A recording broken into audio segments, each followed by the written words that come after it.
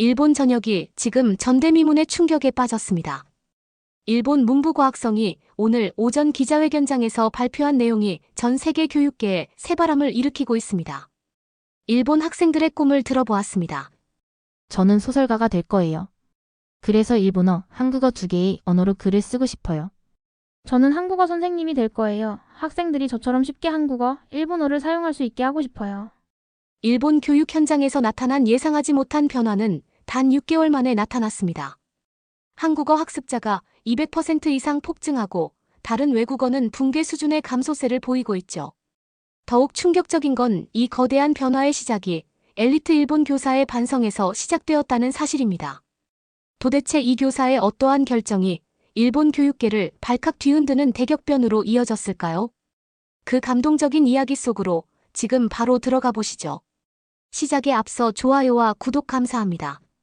저는 시마다 미사코입니다. 나가사키현 공립고등학교에서 58년째 일어를 가르치고 있죠. 아니, 정확히는 가르치려고 애쓰고 있다고 해야겠네요. 오늘 아침도 여느 때와 다름없이 시작했습니다. 1교시 현대문 수업을 위해 교실에 들어서는 순간 뭔가 이상했어요. 학생들이 너무 조용했거든요. 보통이라면 떠들썩한 아이들이 이상할 정도로 얌전했습니다. 여러분, 지난 시간에 낸 과제 확인해 볼게요. 책상을 돌며 학생들이 제출한 작문을 살펴보는데 눈을 의심할 수밖에 없었어요. 히라가나와 가타카나가 뒤섞여 있었고 한자는 아예 포기한 듯 보였습니다. 더 충격적인 건 기본적인 조사조차 틀리고 있었다는 거예요. 다나카, 이 문장 좀 읽어볼래? 다나카가 더듬더듬 읽기 시작했는데 중간에 멈춰버렸습니다. 선생님, 이 한자 뭐예요? 제가 가리킨 한자는 중학교 1학년 수준의 기본 한자였어요. 가슴이 답답해졌습니다. 이런 상황이 하루 이틀이 아니었거든요. 점심시간이 되자 더욱 놀라운 광경을 목격했습니다. 학생들이 스마트폰으로 무언가를 열심히 보고 있었는데 자세히 살펴보니 한국 드라마였어요. 자막을 따라 읽으며 킥킥거리고 있었습니다. 야마다 뭘 그렇게 재미있게 보고 있니? 아, 선생님. 한국 드라마인데 진짜 재밌어요. 이 배우 완전 멋있지 않아요? 야마다의 눈이 반짝반짝 빛나고 있었어요. 수업 시간에는 졸기 바쁜 아이가 말이죠.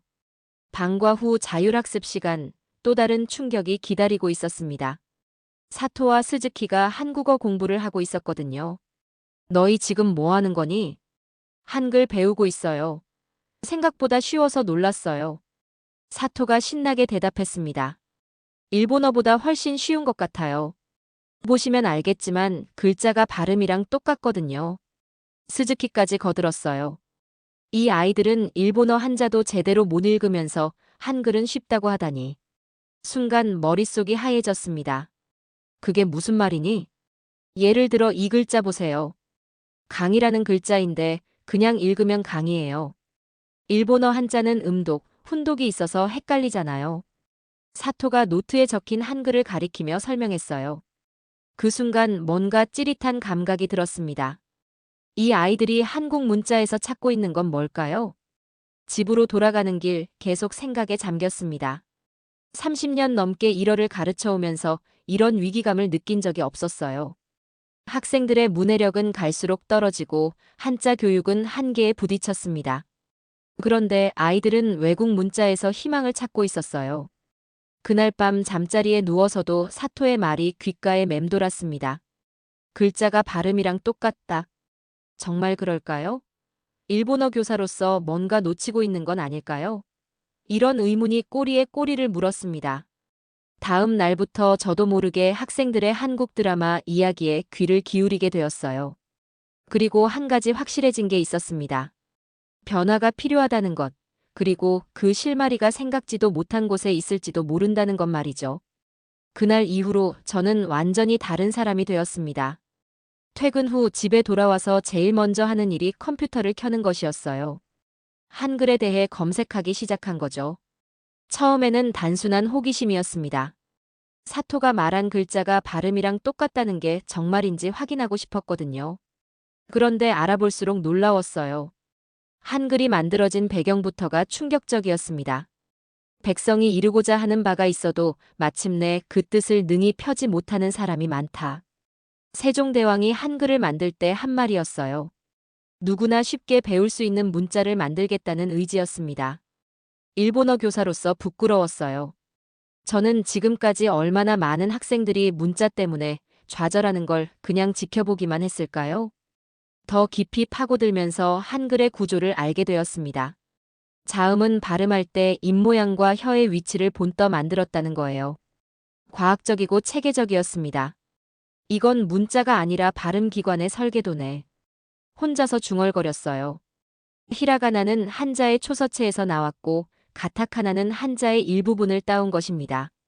하지만 한글은 처음부터 소리의 원리를 바탕으로 만들어졌어요. 이런 차이를 왜 지금까지 몰랐을까요? 일주일 동안 밤늦게까지 자료를 찾아보고 나서 용기를 냈습니다. 직접 확인해 보기로 한 거예요. 사토, 스즈키, 그리고 다나카에게 조심스럽게 물어봤습니다. 너희들 혹시 시간 있으면 선생님이랑 특별 수업 해볼래? 한글 수업. 너희가 관심 있어 하는 것 같아서. 세 아이의 눈이 동시에 반짝였습니다. 예상했던 반응이었어요. 첫 수업은 방과 후 빈 교실에서 진행했습니다. 저도 떨렸고 아이들도 신기해했어요. 30년 교직 생활에서 외국 문자를 가르쳐 본 적이 없었거든요. 기본 자음부터 시작했습니다. 각각의 글자가 어떤 발음 기관의 모양을 본뜬 건지 설명해줬어요. 아이들이 거울을 보며 자신의 입모양을 확인하는 모습이 진지했습니다. 우와, 정말 비슷해요. 사토가 감탄했어요. 목 안쪽을 만져보더니 신기해했습니다. 둘째 날에는 자음과 모음을 조합해서 글자를 만들어 봤어요. 아이들이 직접 써보면서 읽어봤습니다. 선생님, 이거 진짜 쉬워요. 일본어 한자보다 훨씬 논리적이에요. 다나카가 말했어요. 평소에 한자를 어려워하던 아이였는데 한글은 자신감 있게 썼습니다. 셋째 날 드디어 단어를 읽어보기로 했어요. 칠판에 김태형이라고 썼어요. 김, 태, 형. 스즈키가 더듬더듬 읽더니 갑자기 소리쳤어요. 아, 비본명이에요. 세 아이가 동시에 박수쳤습니다. 단 3일 만에 한국어 단어를 읽어낸 거예요. 일본어 한자 교육으로는 상상할 수 없는 속도였습니다. 그 순간 저는 깨달았어요. 지금까지 제가 가르쳐온 방식에 문제가 있었다는 것을. 문자는 암기하는 게 아니라 이해하는 거였습니다. 한글 수업을 시작한 지 일주일이 지났을 때였습니다. 다나카가 저에게 놀라운 제안을 했어요. 선생님, 제가 좋아하는 일본시를 한글로 번역해보고 싶어요. 다나카는 평소 고전 일본어를 가장 어려워하던 학생이었습니다. 한자 읽기는 물론이고 문법 해석도 포기했던 아이였어요. 그런 다나카가 자발적으로 번역을 하겠다고 나선 거였습니다. 정말 어떤 시를 번역해보고 싶은데 이시카와 다쿠보쿠의 시요. 제가 좋아하는 단카가 있거든요. 다나카가 꺼낸 시집을 보고 깜짝 놀랐어요. 꽤 어려운 고전 표현이 들어있는 작품이었거든요. 후나토 나미다시 가나시키츠마. 이 부분 어떻게 번역할까요? 다나카가 한글로 적어가며 물어봤습니다. 놀라운 건 한글로 쓰면서 일본어의 어순과 조사 역할을 더 명확하게 이해하고 있다는 점이었어요. 다나카, 너 지금 뭘 하고 있는지 알고 있니? 네. 번역하고 있는데요. 아니야. 너는 지금 일본어 문법을 분석하고 있어. 그 말을 듣고 다나카가 멈춰 섰습니다. 그리고 자신이 쓴 노트를 다시 봤어요. 정말이네요. 한글로 쓰니까 일본어 조사가 어떻게 작동하는지 보여요. 이건 제가 30년간 가르치려고 애썼던 바로 그것이었습니다. 문장 구조의 이해, 조사의 역할, 어순의 논리. 다나카는 한글을 통해서 일본어를 재발견하고 있었어요. 다음 주 정규 수업 시간이었습니다. 고전 문법 수업을 하던 중에 다나카가 손을 들었어요. 선생님, 이 문장에서 주어가 생략된 이유를 알 것 같아요. 다른 학생들이 다나카를 쳐다봤습니다. 평소 조용했던 아이가 적극적으로 발언하는 모습이 신기했거든요. 설명해 볼래? 한글로 번역해 보니까 일본어는 맥락을 중시하는 언어라는 걸 깨달았어요. 주어를 굳이 말하지 않아도 상황에서 알 수 있으니까요. 정확한 분석이었습니다. 저도 감탄할 수밖에 없었어요. 수업이 끝나고 다나카가 저에게 다가왔습니다. 선생님, 신기해요. 한글 공부하고 나서 일본어가 더 잘 이해돼요. 그 순간 가슴이 뜨거워졌습니다. 외국 문자가 모국어 이해의 다리 역할을 하다니. 이런 경험은 처음이었어요. 어떤 부분이 그래? 한글은 소리와 글자가 일치하잖아요. 그래서 일본어를 한글로 적어보면 발음이 명확해져요. 그러다 보니 일본어 단어의 리듬감도 느껴지고요. 다나카의 설명을 들으며 저는 깊이 반성했습니다. 지금까지 얼마나 경직된 방식으로 가르쳐 왔을까요? 학생들에게 암기를 강요하고 이해보다는 정답을 요구했던 건 아닐까요? 며칠 후 스즈키도 비슷한 변화를 보였습니다. 선생님, 한국어 공부하니까 일본어 경어법이 이해돼요. 어떻게? 한국어에도 존댓말이 복잡하거든요. 근데 한글로 써보면 그 체계가 보여요. 일본어 경어법도 마찬가지인 것 같아요. 정말 놀라웠습니다. 학생들이 비교원 어학을 하고 있었어요. 제가 대학에서 배운 고급 이론을 아이들이 체험으로 깨우치고 있었습니다. 그날 밤 저는 오랫동안 생각에 잠겼어요. 국어 교사로서 모국어 교육의 본질이 뭔지 다시 생각해 봤습니다. 단순히 문법 규칙을 암기시키는 게 교육일까요? 아니면 언어의 아름다움과 논리를 깨닫게 하는 게 진짜 교육일까요? 다나카가 한 말이 계속 귓가에 맴돌았습니다. 한글 공부하고 나서 일본어가 더 잘 이해돼요. 외국 문자가 자국어를 이해시키는 촉매제가 되는 순간. 이보다 더 극적인 교육적 순간이 있을까요? 저는 학생에게서 교사로서의 새로운 가능성을 배우고 있었습니다. 한 달이 지나면서 놀라운 일이 벌어졌습니다. 우리 학교 이야기가 인근 학교까지 퍼진 거예요. 특히 옆 동네 여자고등학교 국어교사인 야마모토 선생님이 관심을 보였습니다. 시마다 선생님, 정말 한글 수업으로 학생들이 그렇게 달라졌나요? 야마모토 선생님이 전화로 물어봤어요. 목소리에 간절함이 묻어 있었습니다. 네, 믿기지 않겠지만 정말입니다. 직접 보시면 놀라실 거예요. 저희 학교 학생들도 문해력 문제가 심각해서요. 혹시 협업해 볼 수 있을까요? 그렇게 두 학교 간 교류가 시작되었습니다. 야마모토 선생님도 한글을 배우기 시작했고 학생들끼리도 서로 가르쳐주기 시작했어요. 다나카, 내가 번역한 시를 여고 친구들에게도 보여줄래? 정말요? 저 그런 거 해본 적 없는데요. 다나카가 부끄러워했지만 눈빛은 기대로 가득했습니다. 첫 번째 학교 간 교류 수업이 열렸을 때의 일입니다. 우리 학교 학생 5명과 여고 학생 5명이 함께 모였어요. 처음에는 어색했지만 한글이라는 공통 분모가 있어서 금세 친해졌습니다. 이 글자 어떻게 읽어요? 아, 이건 복합 모음이에요. 이렇게 읽으면 돼요. 서로 가르쳐주는 모습이 아름다웠어요. 경쟁이 아닌 협력의 교실이었습니다. 그런데 일주일 후 예상치 못한 일이 벌어졌습니다. 지역신문에 우리 활동에 대한 기사가 실린 거예요. 그것도 부정적인 논조로 말이죠. 일본 교육 현장에 외국 문화 침투 우려. 제목부터 충격적이었습니다. 기사 내용은 더 당황스러웠어요. 최근 나가사키현 일부 고등학교에서 한국어 교육이 확산되고 있어 우려의 목소리가 높아지고 있다. 일부 교육 관계자들은 이를 문화적 침투로 보고 있으며 일본어 교육의 정체성 훼손을 걱정하고 있다. 기사를 읽는 내내 속이 상했습니다. 우리가 하고 있는 건 단순히 외국어를 배우는 게 아니었어요. 학생들의 문해력을 키우고 모국어를 더 깊이 이해하게 하는 교육이었습니다. 교장 선생님이 저를 불러들였어요. 시마다 선생님, 이 기사 보셨죠? 네, 봤습니다. 교육청에서 연락이 왔어요. 공식적인 지도 방침을 검토하겠다고 하네요. 가슴이 철렁했습니다. 혹시 모든 게 중단되는 건 아닐까요? 교장 선생님, 저희가 하는 건 문제가 될 게 없습니다. 오히려 학생들이 일본어를 더 잘 이해하게 되었어요. 그건 나도 알고 있어. 하지만 여론이 이런 상황에서는 신중해야 해. 그날 밤 집에 돌아와서도 잠이 오지 않았습니다. 학생들의 밝아진 얼굴을 생각하니 포기할 수가 없었어요. 다나카가 선생님, 일본어가 더 잘 이해돼요 라고 했을 때의 감동을 어떻게 잊을 수 있겠어요? 며칠 후 또 다른 소식이 들려왔습니다. 교육청에서 참관 수업을 하겠다는 거였어요. 시마다 선생님, 장학사님이 직접 수업을 보러 오신대요. 야마모토 선생님이 걱정스러운 목소리로 전화했습니다. 괜찮아요. 우리가 하고 있는 일이 옳다면 당당하게 보여드리면 돼요. 입으로는 그렇게 말했지만 사실 떨렸습니다. 30년 교직 생활에서 이런 긴장감을 느껴본 적이 없었어요. 하지만 학생들을 위해서라면 어떤 시련도 견딜 수 있을 것 같았습니다. 드디어 그날이 왔습니다. 교육청 장학사인 사토 선생님이 참관 수업을 위해 오신 거예요. 키가 크고 엄한 인상의 분이었습니다. 오늘 어떤 수업을 진행하실 건가요?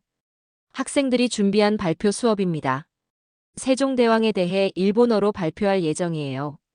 사토 장학사가 의외라는 표정을 지었습니다. 한글 수업인데 일본어로 발표한다고요? 네, 한글을 배우면서 학생들이 세종대왕의 애민 정신에 감동받았거든요. 그걸 일본어로 표현해보고 싶다고 하더라고요. 수업이 시작되었습니다. 다나카가 먼저 나섰어요. 세종대왕은 1443년 한글을 창제하셨습니다. 백성들이 자신의 생각을 글로 표현할 수 있게 하려는 마음에서였습니다. 다나카의 발음이 또렷했어요. 평소보다 훨씬 자신감 있는 모습이었습니다. 스즈키가 이어받았습니다. 한글의 가장 놀라운 점은 과학성입니다. 발음 기관의 모양을 본떠 글자를 만들었거든요. 칠판에 기역, 니은, 디귿을 쓰면서 설명했어요. 사토 장학사가 몸을 앞으로 기울이며 집중하고 있었습니다. 저희는 한글을 배우면서 일본어를 더 잘 이해하게 되었습니다. 사토가 발표했어요. 예를 들어 일본어 조사의 역할이 더 명확해졌어요. 한글로 일본어를 적어보니까 문장 구조가 보이거든요. 마지막으로 야마모토 선생님 학교에서 온 타나카가 나섰습니다. 세종대왕의 가장 위대한 점은 교육 철학이라고 생각합니다. 어려운 한자 때문에 배움에서 소외된 백성들을 위해 쉬운 글자를 만드신 거잖아요. 그때 타나카가 감정이 북받쳐 올라 목소리가 떨렸어요. 저희도 한자 때문에 일본어가 어려웠는데 한글을 배우고 나서 글자가 이렇게 논리적일 수 있다는 걸 알았어요. 세종대왕은 정말 언어 민주주의자인 것 같아요. 그 순간 교실이 조용해졌습니다. 사토 장학사도 말없이 바라보고 있었어요. 발표가 끝나고 질의응답 시간이었습니다. 한글을 배운다고 해서 일본어 실력이 정말 늘까요? 사토 장학사가 물어봤어요. 다나카가 손을 들었습니다. 네, 확실히 늘었어요. 저는 원래 고전 문법을 포기했었거든요. 그런데 한글로 번역해보니까 일본어 문장 구조가 이해됐어요. 구체적으로 어떤 부분이요? 조사의 역할이요. 한글은 받침이 있어서 조사 변화가 명확해요. 그래서 일본어 조사도 더 잘 보이게 됐어요. 사토 장학사가 고개를 끄덕였습니다. 수업이 끝나고 저는 장학사님과 개별 면담을 했어요. 시마다 선생님, 솔직히 처음에는 우려가 많았습니다. 긴장했어요. 하지만 오늘 보니까 이건 단순한 외국어 교육이 아니네요. 어떤 의미인가요? 이건 문자 교육이 아니라 인문 교육입니다. 학생들이 언어의 본질을 이해하고 있어요. 저는 용기를 내서 말했습니다.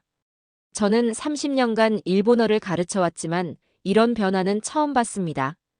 한글이 우리 학생들에게 새로운 시각을 열어주고 있어요. 일본 문자 교육이 본받아야 할 혁신적 접근법인 것 같습니다. 사토 장학사의 말에 가슴이 뛰었습니다. 인정받은 기분이었어요. 사토 장학사의 긍정적인 평가 이후 일주일이 지났습니다. 교육청에서 연락이 왔어요. 시마다 선생님, 한국어 정규 수업 개설에 대한 논의를 시작하겠습니다. 믿을 수 없었어요. 정말 제도권 교육으로 인정받을 수 있다는 건가요? 하지만 기쁨도 잠깐이었습니다. 며칠 후 또 다른 소식이 들려왔어요. 보수 성향의 학부모 단체에서 반대 운동을 시작한다는 거였습니다. 일본 전통 교육 수호 모임에서 성명서를 발표했어요.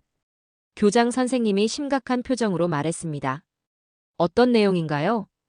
일본어 교육 시간을 줄여가며 외국어를 가르치는 것은 교육 정체성 훼손이라고 하네요. 가슴이 답답했어요. 우리는 일본어를 더 잘 가르치기 위해 한글을 활용하고 있는데 말이죠. 그러던 어느 날 다나카가 제안을 했습니다. 선생님, 우리가 직접 성과를 보여드리면 어떨까요? 어떻게? 교육청 앞에서 발표회를 해요. 우리가 얼마나 달라졌는지 보여드리는 거예요. 처음에는 무리라고 생각했어요. 하지만 아이들의 간절한 눈빛을 보니 마음이 움직였습니다. 정말 할 수 있겠어? 네. 우리가 변한 걸 많은 사람들이 알았으면 좋겠어요. 그렇게 교육청 앞 공개 발표회가 결정되었습니다. 소문이 퍼지면서 기자들도 몰려왔어요. 발표회 당일 긴장했지만 학생들은 당당했습니다. 스즈키가 첫 번째로 나섰어요. 저는 원래 일본어 작문을 못했어요.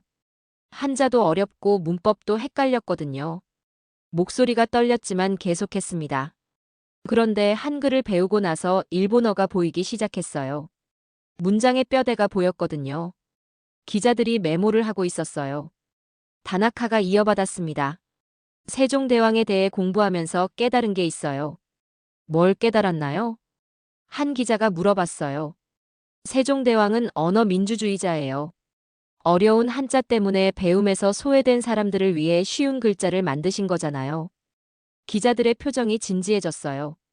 저희도 한자 때문에 일본어가 어려웠는데 한글 덕분에 문자의 민주성을 배웠어요.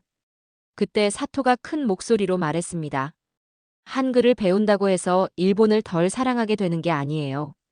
오히려 일본어의 아름다움을 더 깊이 느끼게 됐어요. 박수가 터져나왔습니다. 지켜보던 시민들도 감동한 모습이었어요. 발표회가 끝나고 놀라운 소식이 들려왔습니다.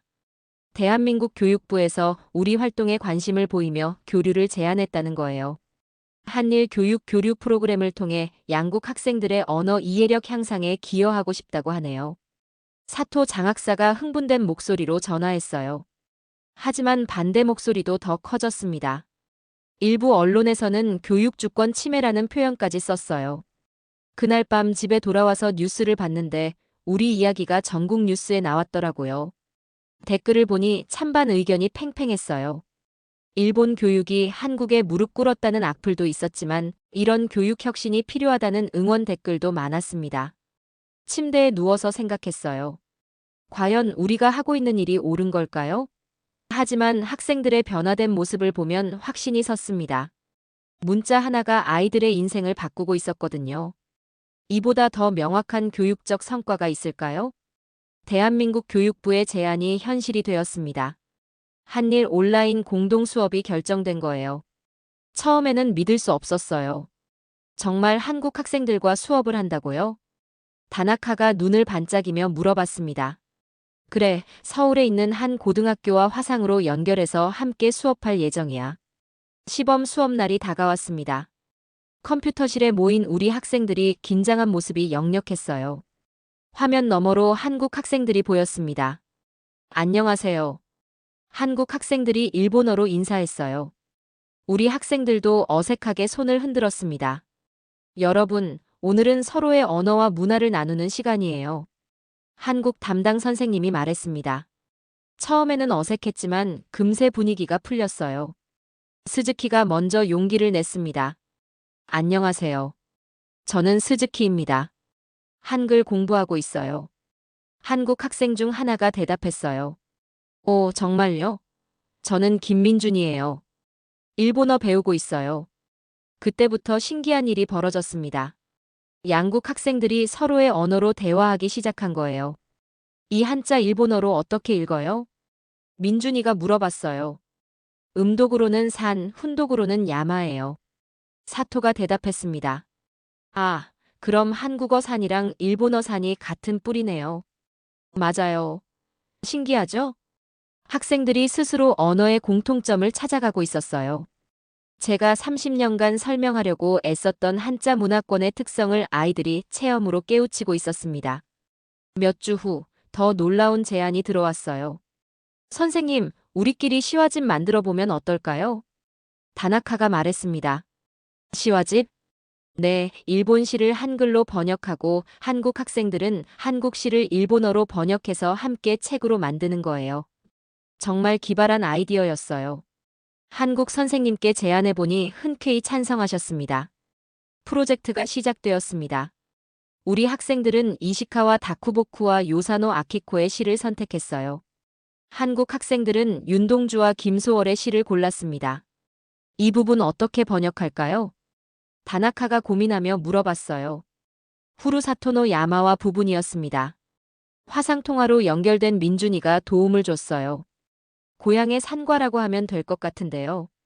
한국어로는 고향의 산과예요.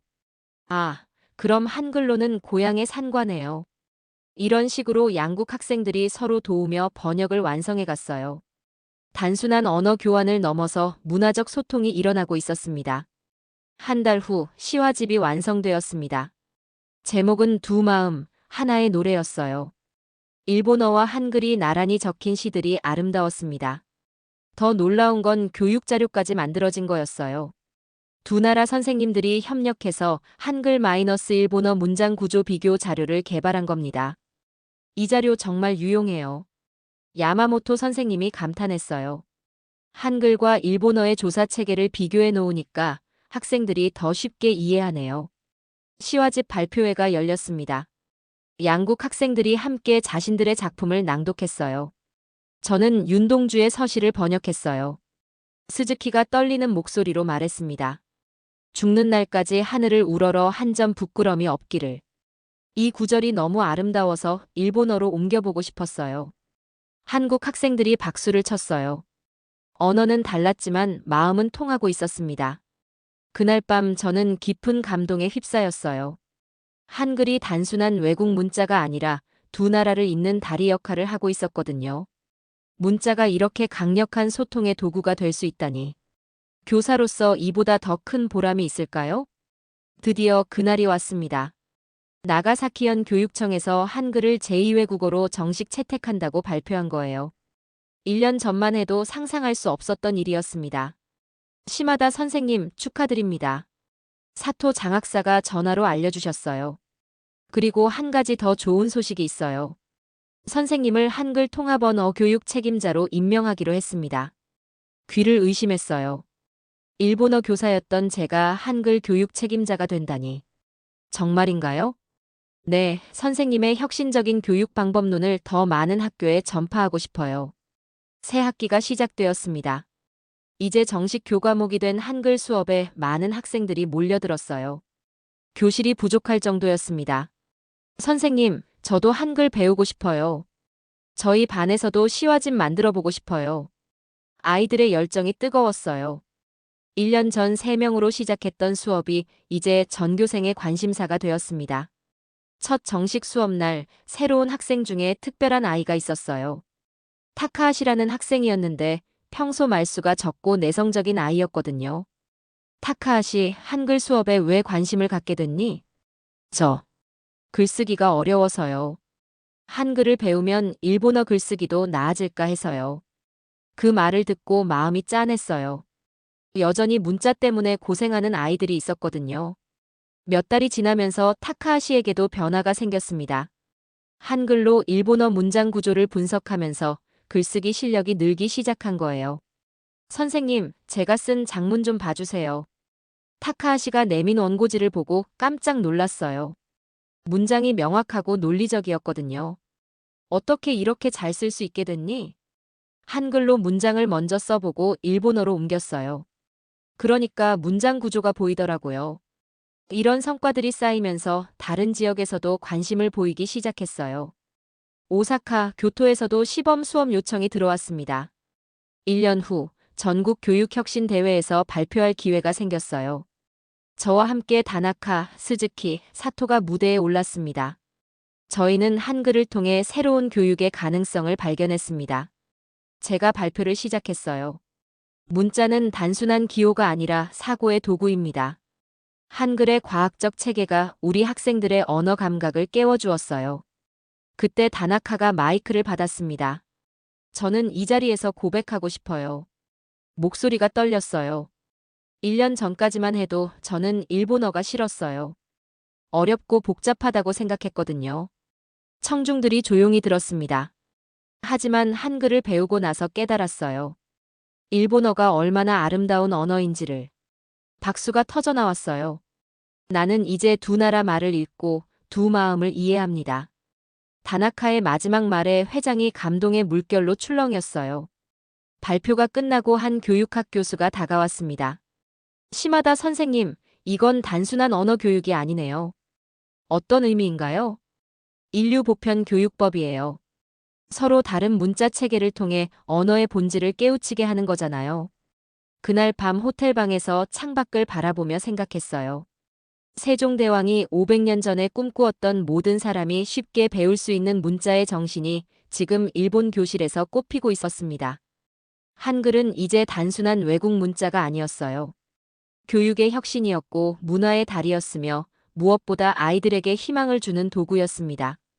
교직 30년 만에 저는 진정한 교육의 의미를 깨달았어요. 가르치는 것이 아니라 깨우치게 하는 것. 암기시키는 것이 아니라 이해하게 하는 것. 그리고 그 모든 것이 한 아이의 선생님, 일본어가 더 잘 이해돼요 라는 말에서 시작되었다는 게 가장 소중한 깨달음이었습니다. 지금까지 감동주점에서 사연 전해드렸습니다. 시청해주셔서 감사합니다.